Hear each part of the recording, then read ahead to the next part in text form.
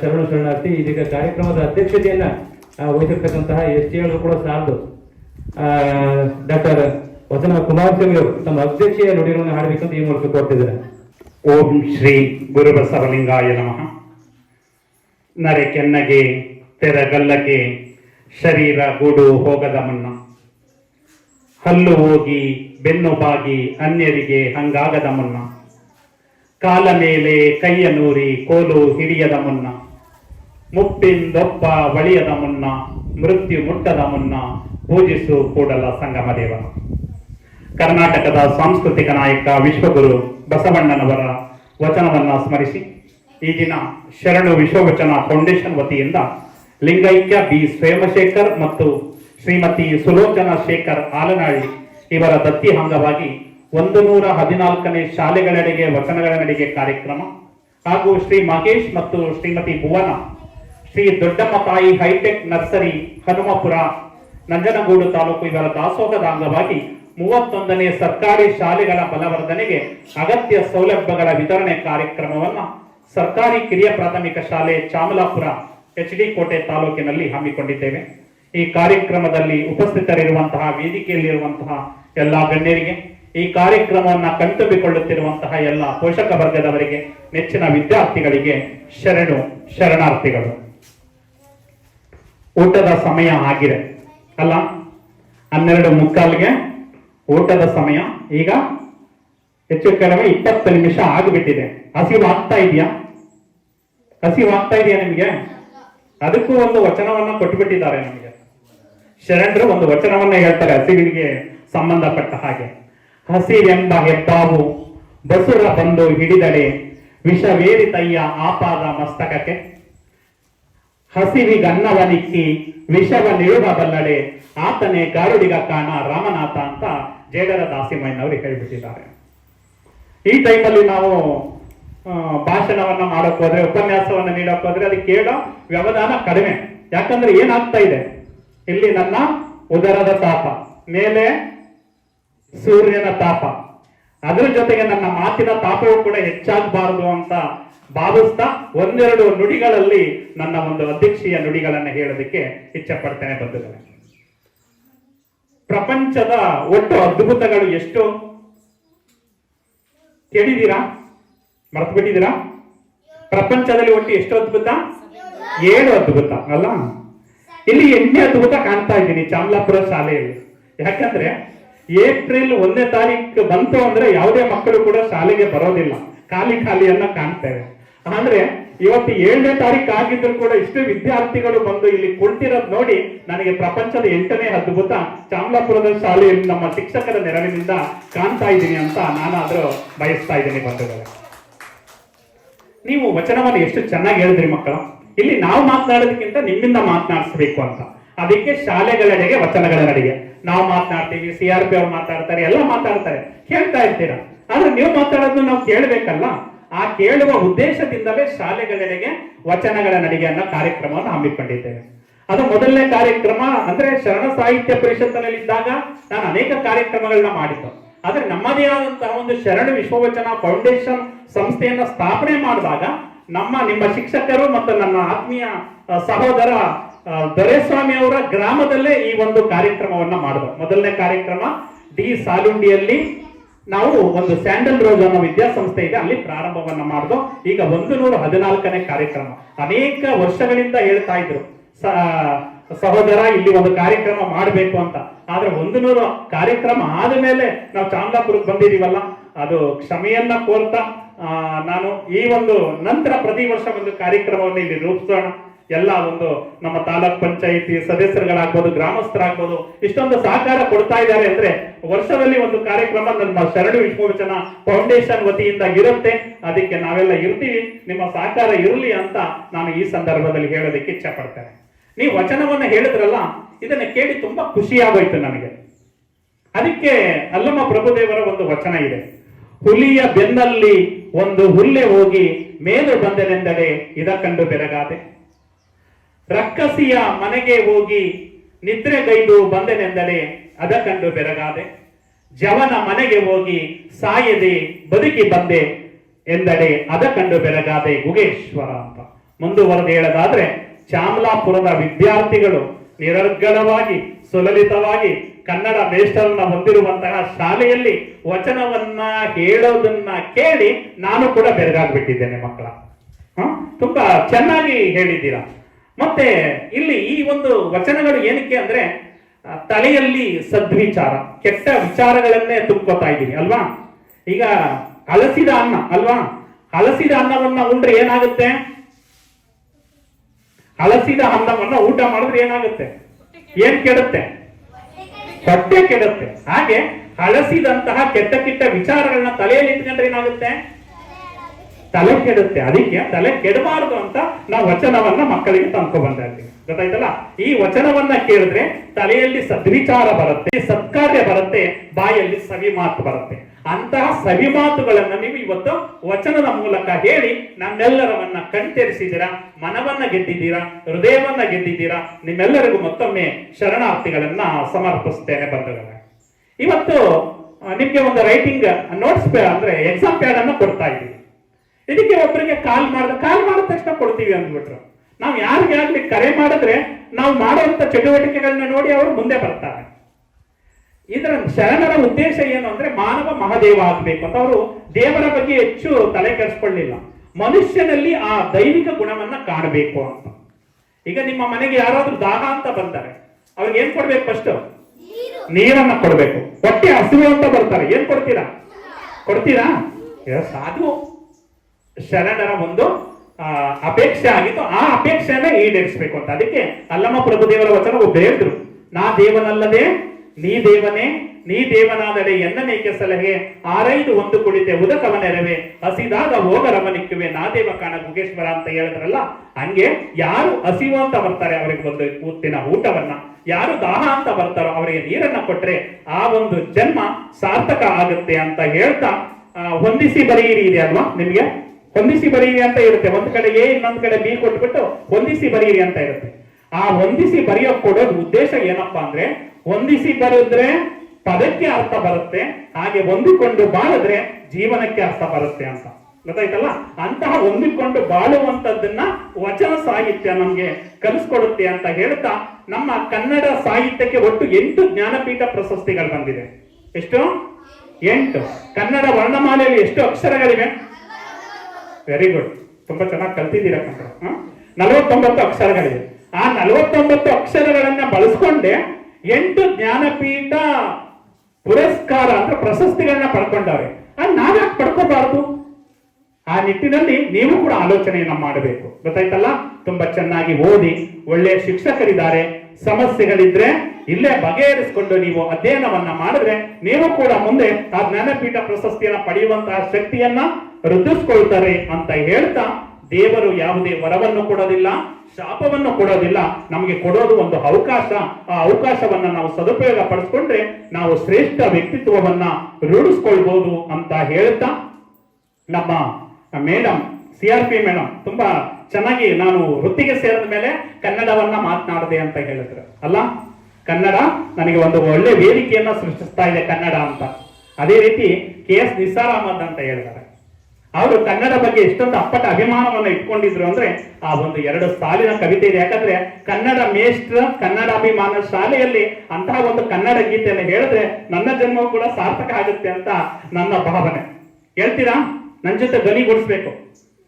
KS Nisar Ahmed ರವರು ಬರೆದಿರುವಂತದ್ದು, ಕನ್ನಡ ಎಂದರೆ ಬರಿ ನುಡಿಯಲ್ಲ, ಹಿರಿದಿದೆ ಅದರರ್ಥ. ಊಟ ಕೊಡ್ತೀನಿ ನಂದು 5 ನಿಮಿಷದಲ್ಲಿ, ಸ್ವಲ್ಪ ಗಟ್ಟಿ ಹೇಳ್ತೀರಾ? ಕನ್ನಡ ಎಂದರೆ ಬರಿ ನುಡಿಯಲ್ಲ, ಹಿರಿದಿದೆ ಅದರರ್ಥ. ಜಲವೆಂದರೆ ಕೇವಲ ನೀರಲ್ಲ, ಅದು ಪಾವನ ತೀರ್ಥ.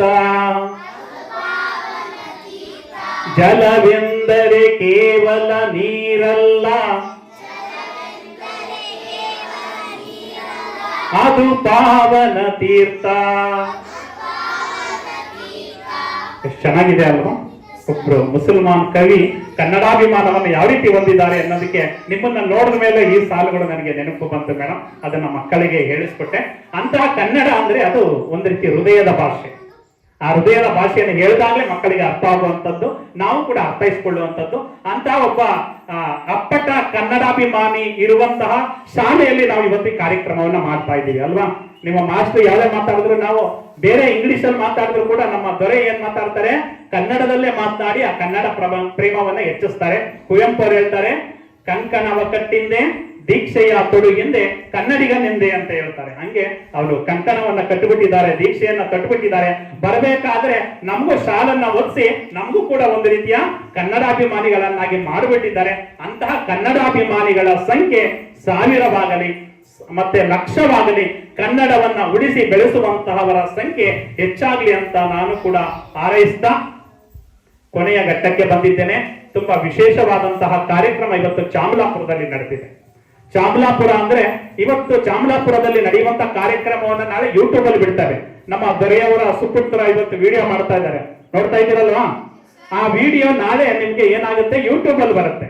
ಶರಣು ವಿಶ್ವವಚನ ಫೌಂಡೇಶನ್ ಅಂತ ಹೊಡೆದ್ರೆ ಇವತ್ತು ನಡೆದಂತಹ ಎಲ್ಲಾ ಕಾರ್ಯಕ್ರಮಗಳು ಯೂಟ್ಯೂಬ್ ಅಲ್ಲಿ ಬರುತ್ತೆ. ಅಮೆರಿಕದಲ್ಲಿ ಯಾರಾದ್ರೂ ಚಾಮಲಾಪುರದವರು ಹೋಗಿಯವರು ಇದ್ರೆ ಅಮೆರಿಕದವರು ಕೂಡ ಈ ಚಾಮಲಾಪುರದಲ್ಲಿ ನಡೆದಂತಹ ಕಾರ್ಯಕ್ರಮವನ್ನ ನೋಡಬಹುದು. ಆಸ್ಟ್ರೇಲಿಯಾದಲ್ಲಿದ್ರೆ ಆಸ್ಟ್ರೇಲಿಯಾದಲ್ಲಿರೋರು ಕೂಡ ಈ ಕಾರ್ಯಕ್ರಮವನ್ನ ನೋಡಬಹುದು. ಅಂತಹ ಅಭೂತಪೂರ್ವವಾದಂತಹ ಕಾರ್ಯಕ್ರಮ ಇವತ್ತು ಚಾಮಲಾಪುರದಲ್ಲಿ ನಡೆದಿದೆ. ನೀವು ಕೂಡ ವಚನ ಹೇಳಿರೋದನ್ನ ನಿಮ್ಮ ಮೊಬೈಲ್ಗೆ ಕಳಿಸ್ತೇವೆ. ವಾಟ್ಸಾಪ್ ಇದೀರಾ ಎಲ್ಲ? ವಾಟ್ಸಾಪ್ ಅಲ್ಲಿ ನಿಮ್ಮ ಸರ್ ಕಳಿಸ್ತಾರೆ. ನಾಳೆ ನೋಡಿ ನೀವು ಎಷ್ಟು ಚೆನ್ನಾಗಿ ವಚನವನ್ನ ಹೇಳಿದೀರಾ ಅಂತ ಅದನ್ನ ಹೇಳಿ ನಿಮ್ಮ ಬಂಧು ಬಾಂಧವರಿಗೆ ನೀವು ಹೇಳಿದಿರಲ್ವಾ, ಹೇಳಿರೋದ್ರ ಜೊತೆಗೆ ನಿಮ್ಮ ಅತ್ತೆ ಮಾವ ಇರ್ತಾರೆ. ಎಲ್ಲಿ, ಯಾವ ಊರಲ್ಲಿ ಇರ್ತಾರೆ? ಬೇರೆ ಊರಲ್ಲಿ ನಿಮ್ಮ ಅತ್ತೆ ಮಾವ ಅಜ್ಜಿ ಎಲ್ಲ ಇದಾರಲ್ವಾ? ನೋಡಜ್ಜಿ, ನಮ್ಮ ಶಾಲೆಯಲ್ಲಿ ಎಷ್ಟು ಚೆನ್ನಾಗಿ ವಚನ ಹೇಳಿದ್ದೀನಿ ಅಂತ ಅವ್ರಿಗೆ ನೀವೇನ್ ಮಾಡ್ಬೇಕು, ಶೇರ್ ಮಾಡಬೇಕು. ಕೆಲವು ಖಾಸಗಿ ಶಾಲೆಗಳು ಇರ್ತಾರೆ, ಆ ಖಾಸಗಿ ಶಾಲೆ ಪೇರೆಂಟ್ಸ್ಗೂ ಕೂಡ ನೀವು ಶೇರ್ ಮಾಡಬೇಕು.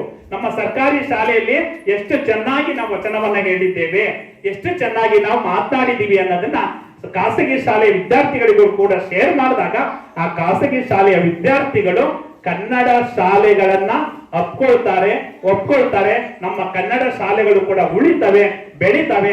ಆದುದರಿಂದ ಈ ಒಂದು ಅಂಶವನ್ನ ಎಲ್ಲರಿಗೂ ಶೇರ್ ಮಾಡಿ ಅಂತ ಹೇಳ್ತಾ, ನಾವು ದೇವರನ್ನ ಎಲ್ಲಿ ಕಾಣ್ತೇವೆ ಅಂದ್ರೆ ಅಳುವ ಮಕ್ಕಳ ಕೆಂದುಟಿಯಲ್ಲಿ ದೇವರನ್ನ ಕಾಣ್ತೀವಿ ಅಂತ ನಮ್ಮ ಈಶ್ವರ್ ಮಂಟೂರ್ ಅವರು ಹೇಳ್ತಾರೆ.